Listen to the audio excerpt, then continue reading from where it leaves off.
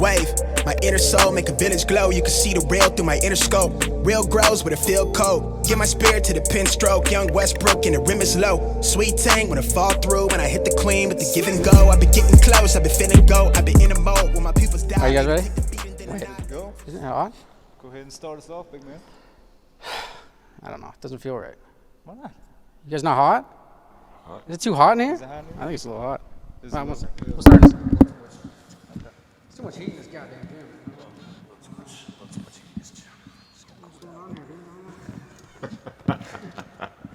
What's going on? What's going on, baby? Live and direct, live on set. It's full Court Bresh. I'm your host, Dylan Grant. Welcome back to the podcast, episode 31. Your favorite podcaster's favorite podcast, along with my co-host. It's happening. Special edition today. We got a return of a very special guest, a friend of the show, Kyle Alexander.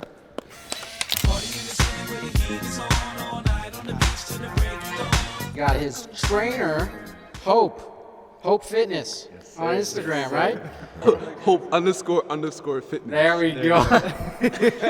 Yeah, Hope is one of the most hype personal trainers I've ever seen in my life. And I haven't even got to sit in on a session with him yet, but just from the videos I saw, he gets your mind right. So how's it feel being back, man? Man, great. Great. Haven't been home since Christmas of 2019, so it's nice to finally be back. Absolutely. Yeah, with the family, it's great. It's got to be kind of crazy, like looking at some of your former teammates and whatnot in the banners. You got to start thinking, you know, when's mine gonna go up, right? That's what I'm wondering, like, where is mine? What's the disrespect? I don't know. Yo, Alex, drop that. Oh. Hey, y'all gotta pay it on that. That's what y'all gotta do. Yeah. We'll get the shot. That's tough. Hey, man, that's awesome. How's that feel?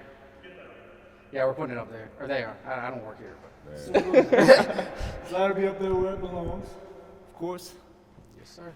So yeah, man, just how crazy is it just coming back? I mean, you see you've been gone for a minute, right? Mm-hmm. Yeah, soak that in for a minute. Yeah, that's awesome, That's man, good. honestly. Just how crazy, I mean, you've been busy as hell since we last talked. I mean, 97 days in the bubble, and then to finally get out, now I'm back with the family. I mean, I've just been going at it, man, to get to a championship run with the team like Miami, and then to experience that and, you know, fall short but not be able to contribute the way you wanted to. I mean, the chip on my shoulder is huge right now, so I've just been working my butt off. I love that. I mean, I love that shit. No better motivation than that, right? All right, so just reflect a little bit on your time here and just like how different it is between being here and college and the NBA. I know we talked about your college experience a little bit. Just how vastly different it was playing here and then in that bubble. Well, I mean, what a lot of people don't, well, you probably will realize is, like, I played with great talent here. Like, I played with Don Maker, Jamal Murray, you know, a lot of great talent has been in this gym, you know, on my team. So I've been playing with great talent since I started. That's probably what helped my development grow so fast, is that I've been playing with great players. But it's just been different, you know, because when I got here, I was 5 months into my career. Came here, and I mean, that was a train wreck to start, but it you know, progressed. And then I got to college, and like, I was slower, not as fast as everybody, not as strong, so I had to build my way back up again. And then now I'm in the league, and I'm going to do the same thing. You know, I'm just going to keep working until I get to a point where, you know, I'm where I want to be. So as a hoop head, or a bunch of hoop heads, what was it like playing in that bubble?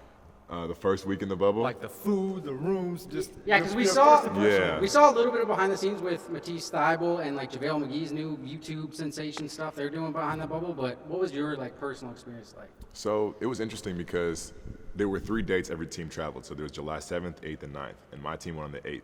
And so the teams that got there on the 9th were posting. They were like, because when you got there, you had to quarantine for 24 hours, get 2 negative tests before you could leave. So they were like delivering the food to people's rooms. And that food, you know, it wasn't as great as it got. The food got a lot better, but at that moment it wasn't, because it was like everybody was coming in, they were trying to rush, get everybody fed in the quarantine. So we were seeing all these pictures and posts of people like, yo, what is this food? What is this? So we're getting like, yo, what did we get ourselves into? Like, they were in the group chat like, yo, like, what are we about to embark on? Like, this is terrible. Like, but personally, I don't have a personal chef. You know, I haven't had that luxury yet. So I didn't have like high expectations. You know, obviously my mom's cooking is amazing, but you know, I was just happy to be able to go somewhere where I was going to be able to train every day, eat for free, you know, sleep for free. Like I was pretty much being taken care of for 97 days. So, and working. So I had no problem with it. What did you do to stay busy between film, games, practices? Because I know a lot of people took up golf while they were there, and I guess there was a bit of stuff to do. Some people gamed a lot. Yeah. So what did I do? What'd you do? Personally, I never got around to golfing. I golfed actually here at ODSS. I went golfing in a phys ed class. It was trash, so I learned that day I'm not a good golfer. So I didn't go golfing. I didn't go fishing. I spent a lot of time, honestly, just in my room, especially near the end of the bubble, watching a lot of film. I started reading more. I was just trying to make sure I made the most of my time, you know, while I was locked in and around basketball. I just wanted to make sure that I was just taking advantage of that. So I started reading more, watching a ton of film, but you have to with Miami because they take things really seriously, and that was great for me to start my rookie year there to learn how serious all the steps are. And then obviously video games, you know, I'm still human. Yeah. A lot of Call of Duty, some Fortnite, you know. So, and I played cards too. I had Jamal was in the bubble, so I spent a lot of time with him playing cards. And then my two college teammates, Grant and Admiral, were also with me. So we all got together, played cards. My teammate Chris Silva too. Like we play cards a lot, so it was good. What's the card game? They taught me how to play spades, and then my Miami teammates, Goran, Gabe, and Jimmy actually taught me how to play Phase 10, and I'm not very good. I don't even know what that is. Phase I know 10, spades, yeah. but I don't It's like know. Uno on steroids. I never heard of it till I got to the bubble, and I'm terrible. Yeah, I played like 4 games of Phase 10. I'm trash, but I'm gonna get better though. All right, so let's talk to Hope for a minute. Let's give me the backstory of how you guys got together. You want to tell it? You can start. Okay. So I want to say like my sophomore year of college, one of the few times my family's actually all together is Christmas throughout the year. So me and both my sisters were together, and so we decided to go to the gym because I wanted to get some shots up. 3-day break, you know, you can lose a lot in 3 days. So we all went to the Milton Sports Center in Milton to go play basketball and to get involved in runs just so we could play, you know, because we hadn't played together. And this guy just happened to be there, and we got done playing. He found out, you know, I had my Tennessee stuff on, so he knew who I was, or he found out who I was, and then he just came and introduced himself and said that, you know, he's a trainer and he had some great work for me, you know, if I ever needed it. And I was like, okay, thanks. I'm only home for 3 days, so probably not now. But I took his number, and like a couple months later, when I was actually home for the summer, I actually ended up hitting him up. I was like, yo, I'm in town. I want to get some work in. Like, what's up? And he was like, yeah, whenever. Like, let me know. So then we went, got a sand workout in. I loved it. I felt the difference. Like, I thought I got better, and so I just kept working on it ever since then. So, and then you can go, you know. Not sand training. My bad. Wakanda training. What was that? Wakanda training. Okay. Yeah. So I actually have, I think I posted, or maybe one of us has the video up. I know we've done a lot of workouts since then. So, a couple sand workouts too. So it was like, yeah. Wakanda training. Yeah. But I mean, if there's anything I left out, you wanna, you know. Yeah, what was your I impression? was seeing him for the first time. I was in grade 11 at the time, right? And when I saw him, I was like, that guy, yes. He's the guy, you know? So I introduced myself, and obviously, like you said, he didn't work out the first time. Yeah. I was like, he's not gonna work out with me. But when I first got that text from him saying, yo, I'm ready to go, I was like, yo, let's get in. Yeah, that's always a move. And at the time, that's when my career finally started taking off, and you know, having him work out with me, like, just showed that credibility in everything I did. So Absolutely. it was amazing. So but- grade 11, you introduced yourself? to Yes, him? that was going into my grade 12 year. That's crazy. So I was a young, but I had big dreams. You know? How old are you now? I just turned 21. So Wow. it's going good. Young knows. entrepreneur. Yeah. Young entrepreneur. Lord man. knows when I was in the 11th grade, I wouldn't have went up to some Hell college kid and no. introduced myself and asked him. So I mean, I respected it. I really did respect it. And I was like, Absolutely. I saw that everybody's really good at basketball, and this is my way of still playing the game because I know there's more than one way to play basketball. So, you know, staying like in shape and, you know, keeping up with guys like this, barely keeping up, but you know, Yeah. you know what Oh, I yeah, I mean? get it. It's my way of playing basketball. So yeah. That's amazing, dude. Jeez. Okay, so let's talk a little bit about the playoff run. So obviously with your contract situation, you're not eligible to play or whatever, right? But there's so much to be said, and a lot of people don't understand how important it is to just be there with your team, even if you can't play, whether it be an injury, contract situation, whatever it is, right? So just talk a little bit about that, about the experience of being there in each round, and how much did things change through each round? Like how much more intense did it get? People don't realize, like, that's one of the things. So we had every team, well, I'm assuming every team has like a playoff meeting. So right before you're about to go into the playoffs, your team sits down, has a meeting. You know, our team handed out booklets of who we were about to play, and it's great. Like, Miami's preparation is crazy, man. Like, I wasn't even like supposed to play, but I was ready to play if I needed to, like, mentally, like, all the information I had. But yeah, you're right. Like, just being there, like, it's incredible experience because. And I'll say this, before we went, when we were in the playoff meeting, one guy, like, the vets kind of just talked to us about what we can expect and things that they've experienced and just giving us advice. And one of the things that one of our guys mentioned was that, like, it can change from, like, things can change from series to series. Like, you could have a guy who matchup-wise just didn't need to play a whole series, and then the next series he's averaging 30 minutes a game, you know? Like, it's all about matchups and what the team needs at the time. And so just keep in it mentally and don't get discouraged if you don't play this series, because next series we could need you, like, a lot. And so that was one of the things that stuck with me. And then I saw that, you know, you got guys who were playing, guys who weren't playing, and then it changed. You got guys who played at the beginning of the year, and then guys who, you know, didn't really play a lot in the bubble. Guys who, like, it's crazy. You know, guys who came off the bench the whole year, and then, you know, you have Gordon came off the bench the whole year, 6-man, you know, and then now he started and was huge for us the whole playoff. So that was just one of the biggest things for me, was to just see how things can change throughout the course of the year, throughout the course of the playoffs. And then personally, like, it was awesome for me because as a two-way player who wasn't expected to play, they still needed, like, you know, you still have to contribute. And so they had me playing other guys from the teams. You know, I was different guys in different series. Like, you know, I was Brook Lopez, I was, you know, Dwight Howard, and I got to, like, watch. So I took on the pride of watching the film from those guys so that I could give my teammates the best look in practice. So it was just, like, the mental development, like, mental reps is what they love to call it. The So mental you're reps. literally simulating these plays. Yeah, I'm trying to. Well, I was doing my best, you know. Yeah, you know, like, it's crazy. Some players are easier to do than others. Some players are hard, you know.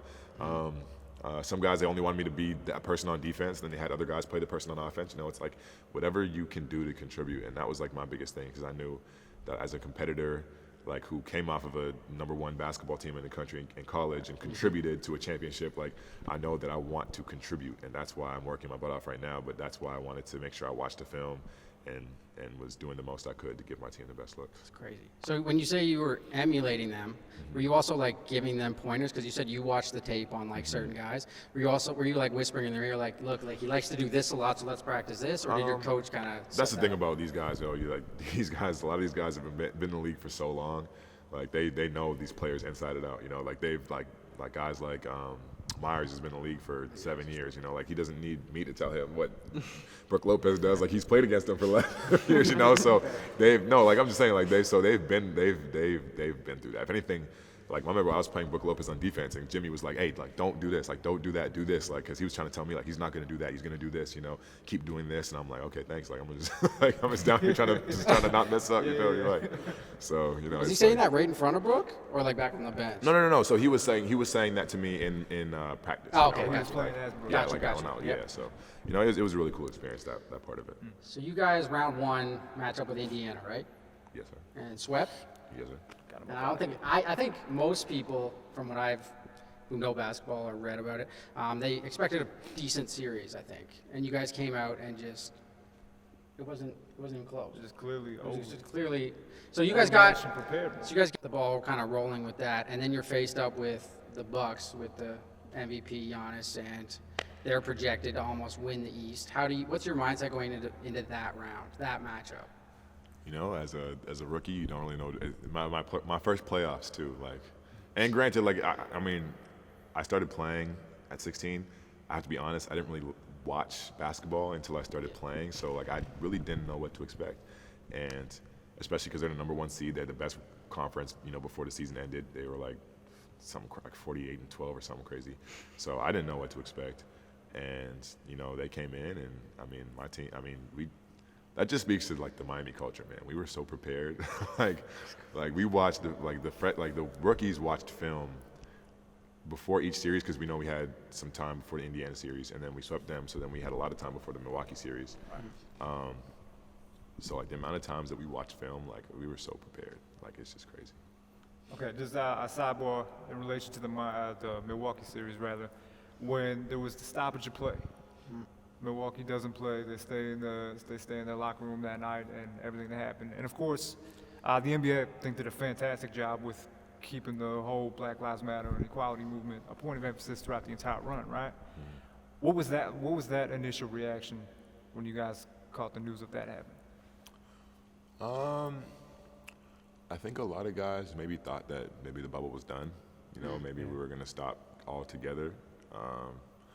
But I think I don't know. I mean, we ended up having a meeting, and that was a heck of an experience. And I mean, we got back to playing though, so I think that's all that matters. Okay, so we get back to the end of the Milwaukee series. You guys once again just seemed way more prepared than they did.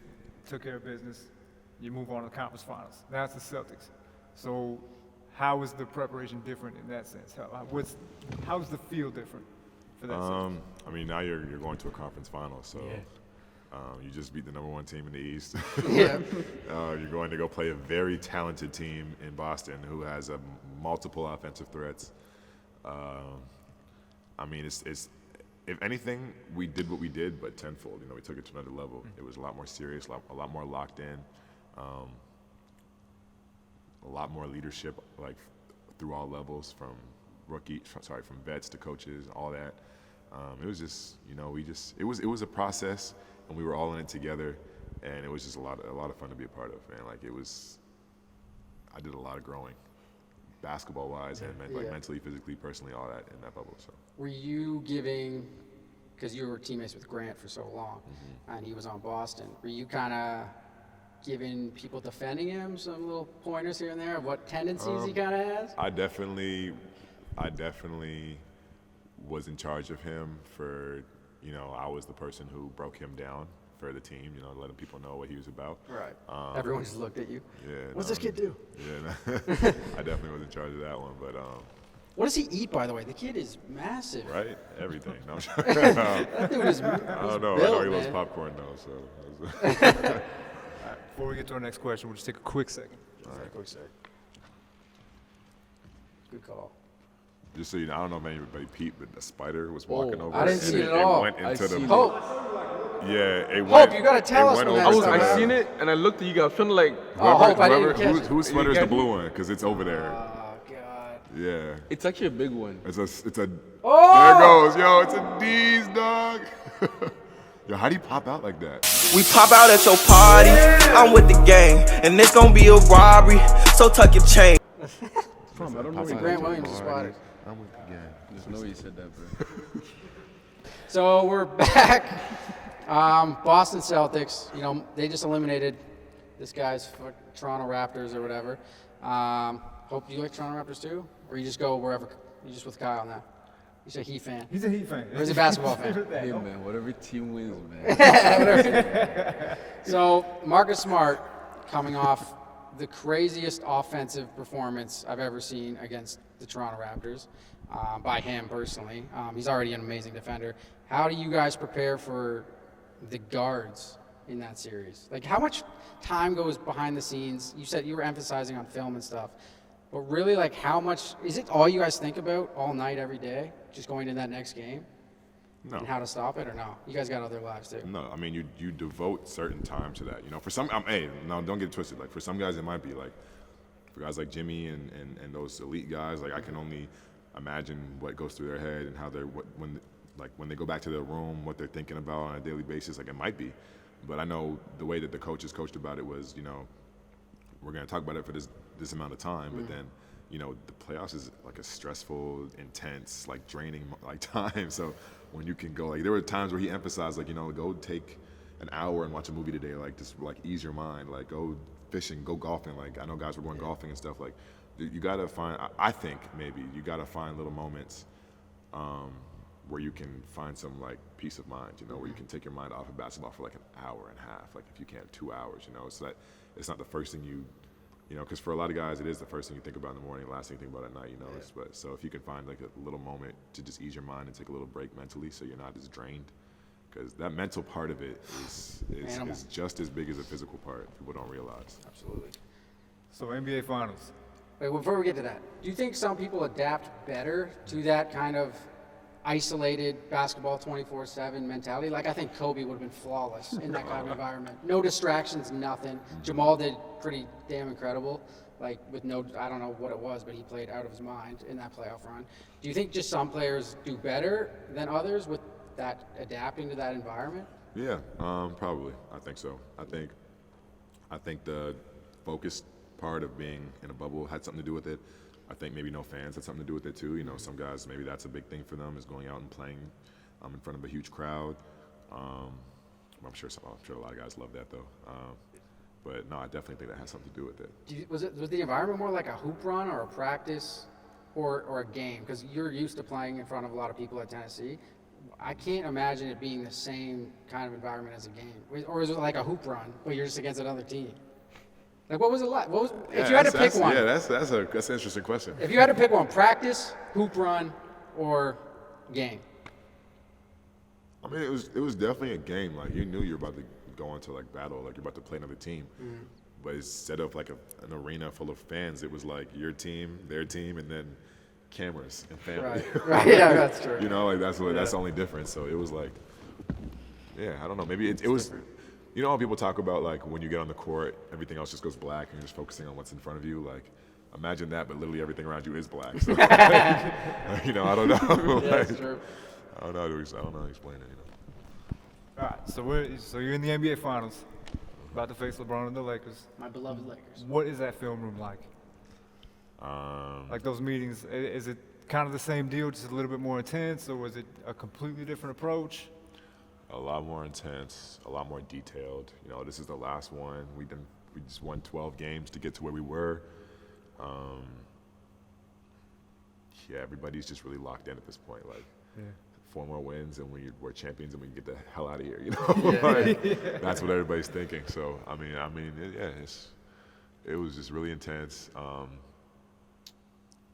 Obviously, the whole playoffs was new for the rookies, but this is like, you got rookies this is their first year of basketball and they're in a championship.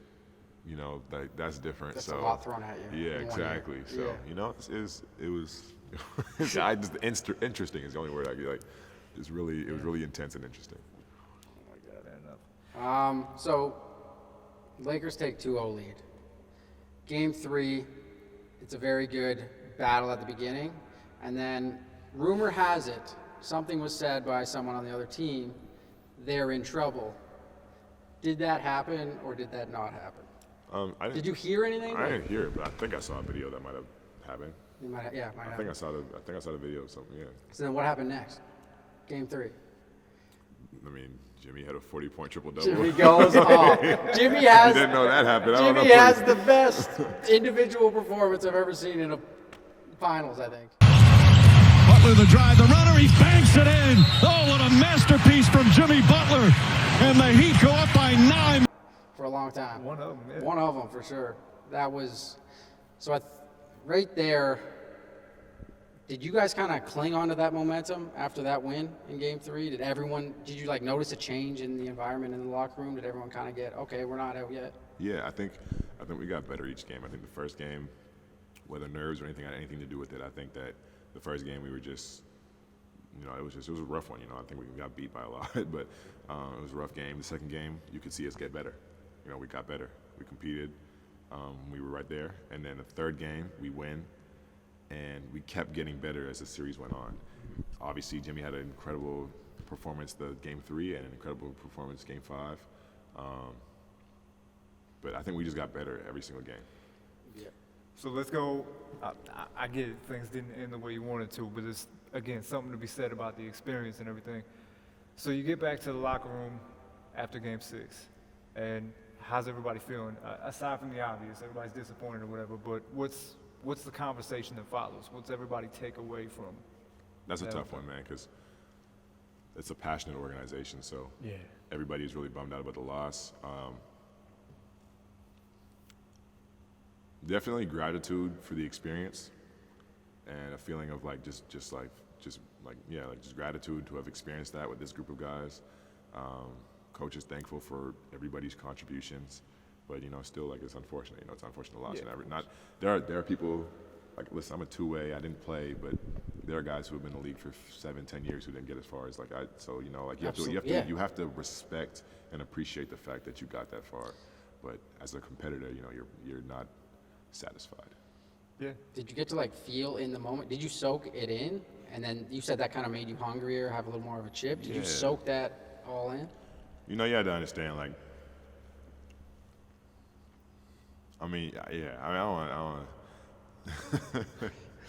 no, I soaked it in for sure, especially when we lost and they put the confetti out and they were celebrating. I think I definitely took a moment to just sit and watch, like, okay, this is what it feels like, bubble or not. Like, this is what it feels like to win a championship. This is what it looks like. I'm gonna be back.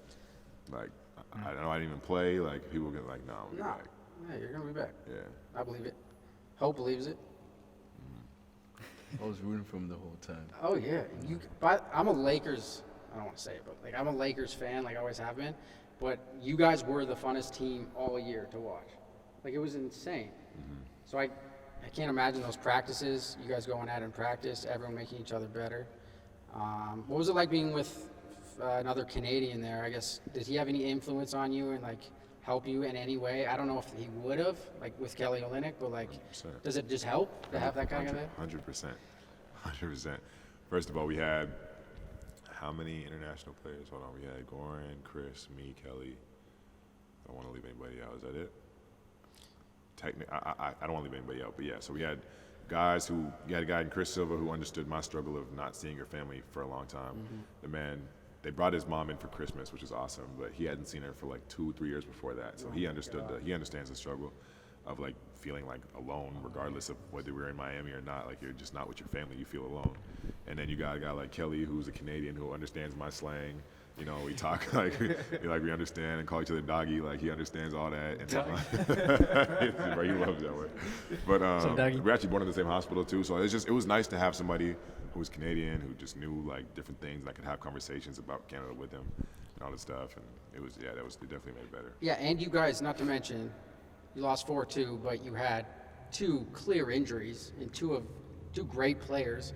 And we were both watching, I forget whatever game it was, but we're like, versing the Lakers with their size, like, we were just like, damn, like, if Kyle wasn't on a two-way, like, perfect guy to throw in there. Like, he's big, but you're going to be back, and I think you're going to be better prepared. Now, just having seen it, going through it. So what is your next kind of steps? What are you taking personally to get back to your best? I want to get stronger. I want to work on my offensive game. There's so many things I got to do, man. You know, when you start at 16 and you're 6'7", and everybody else is like, you're like the tallest. Like, when I came here, I was the tallest guy on the team. Before Thon got here, my first year, I was the tallest guy on the team. I was like 6'7", grew to 6'8" or whatever. So, you know, and it's my first couple months of basketball. So they're gonna, if they need you to be a big man, you're gonna do big man drills. You know, you're gonna work on hook shots and work on all that stuff. And then, you know, as you go through your years, you know, you get to college and they have a system for you. You're gonna work on big man stuff. So, you know, I've always just kind of been put into the role of big man. That's why I like working out with him a lot, because I do different things. I try different things. You know, I get to work on my ball handling skills. I get to work on things that when I'm with teams that I play for, I won't necessarily get to work on, you know, unless I come in on my off time. So there's a lot of things I'm working on right now, but definitely getting stronger and working on my offensive game, and then watching a lot of film, trying to make sure that, like, I really want to understand the game of basketball. Like, when you spend a lot of time on the practice court and on the court with guys like Jimmy and UD, and I got the blessing of watching film with UD before each playoff series.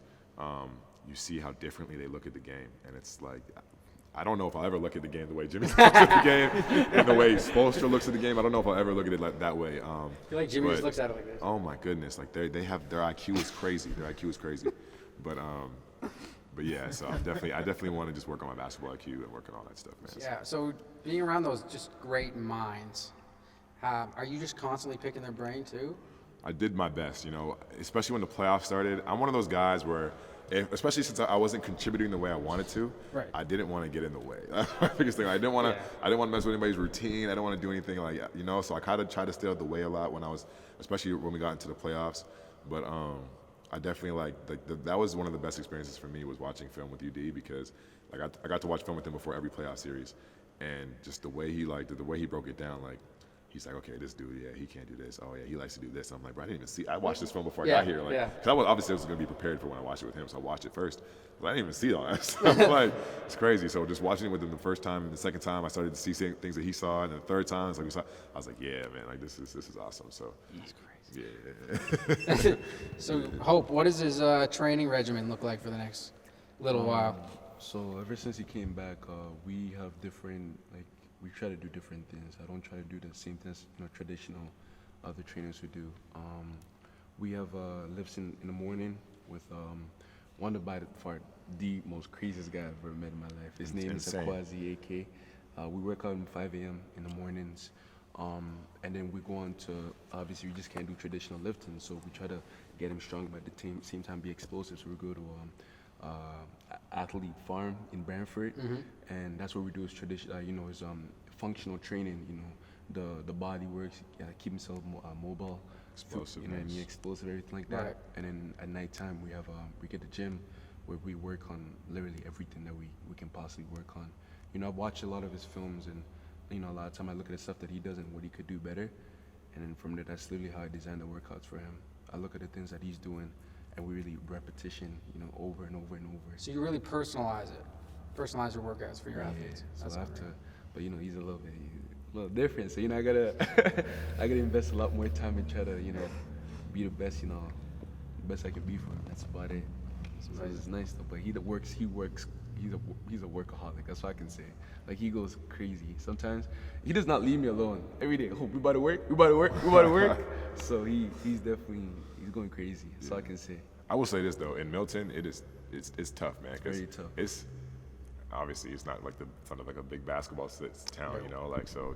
And if I was like I spent time in Toronto, obviously Toronto has abundance of gyms or whatever, but in Milton it's tough, man. We got like 3 courts that we have to like try and go back and forth from. Like, damn. we're like, okay, is this person available? Hey, can we come? Okay, cool, we can come. Oh, we can't? All right, hey, are you? Oh, we gotta pay how much? Okay, let's go. Like, Bro, that's what we're sucks. just, That's what sucks about Canada versus the States. Yeah, I know it's getting better. Like it is getting with better. places like this and you guys playing and like showing that you can actually make it from here and stuff. But like growing up, if you played hockey, everyone would do anything for you.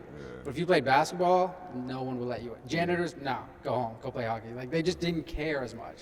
But if you played hockey, they would bend over backwards. They make you a rink. They do whatever.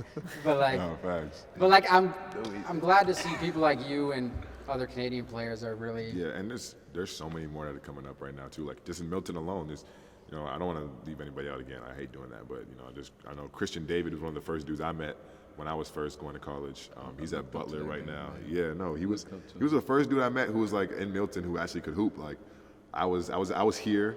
I remember I was back in Milton. I was like, let me just go to one of the outdoor ball courts one of these days. Like my friend invited me, so I went, and he was there.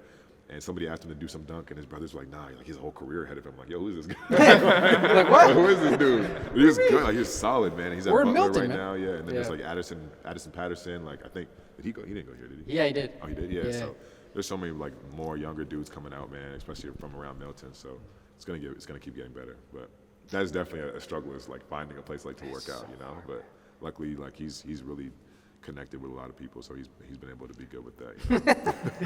It's a smile, man. How can you say no to hope? $1 million smile. You can't. On that note, I'm all good. I'm gravy. All right. I know you're a busy man, but appreciate you guys, Kyle and Hope, both of you guys coming on again. We'll Thank you we'll guys be for keeping having track, us. and hopefully we can do this again. Yeah. Sometime Hopefully, soon, whatever. a little. We made a little progress since. Oh, yeah. We can follow the whole thing now. Yeah. Next time we talk, Next time I gotta sit in on one of these workouts sometime. Just because he's. Wakanda, bro. I want to know what Wakanda's Wakanda about. training, it's different, man. Getting a little cold outside, so I don't know about the sand workouts right now. We should definitely get in the For court. sure. Next summer, we go crazy. All right. That is another illustrious episode of Full Court Bresh. Be sure to check us out on the Bresh Crew Podcast and Full Court Bresh on YouTube and all major audio platforms. Once again, Kyle and Hope, thank you guys for coming on. I'll be there. Been another one. Appreciate y'all. Have a good one. Easy. All right. Thank you. Of course, my guy. This is lit. We should do this again, bro. Holy, thank you guys. No worries, brother. This is Thank fun. you. I know. It's not bad.